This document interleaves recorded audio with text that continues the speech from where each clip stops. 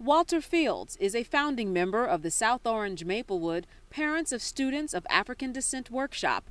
He notes that while Columbia High School's student population is 56% black, they make up only 14% of the students in advanced placement math and science courses. There are many black parents who have opted to take their children out of the school district because they don't want their children to experience what many black children experience through the school district. That shouldn't be. He claims the district discourages black students from taking harder courses, and that needs to change. The group also wants to see more teachers who represent minority groups, black males, and other non-whites.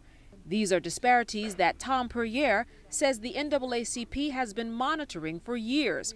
But he is encouraged by meetings with the South Orange Maplewood school superintendent. We personally have had personal individual meetings with the superintendent, private meetings trying to share with him our concerns. He's been very receptive to what we've had to say.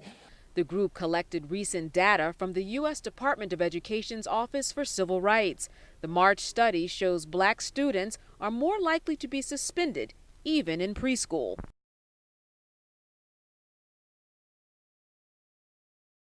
Thanks to equal opportunity schools, the number of low-income and minority students enrolled in AP courses is up 27% for next year. This puts a dent in the enrollment gap that exists for AP in the district. Last year, 80% of students enrolled in AP classes were white or Asian.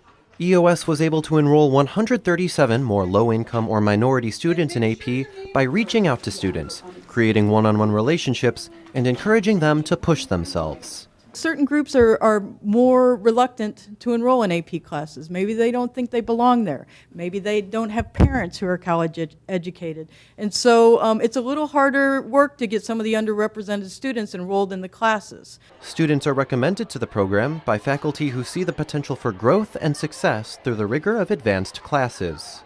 It's that relationship part.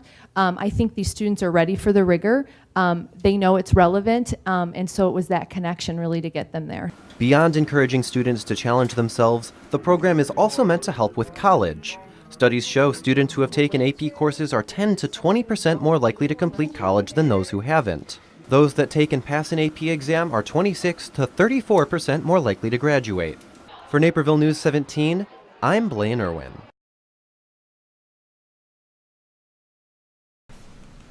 Okay. So typically two schools of thought have dominated the research literature when it comes to explaining the achievement gap.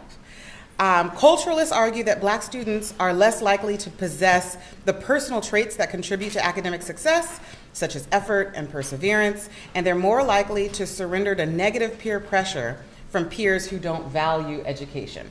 So that's the culturalist argument, that there is an oppositional culture that arises among black students that's unique to black students, such that when they see other black students doing things like studying hard, right, or speaking properly, they accuse them of acting white, and therefore, in an effort to not be accused of acting white, we see sort of purposeful avoidance of academic behaviors. So that's one argument.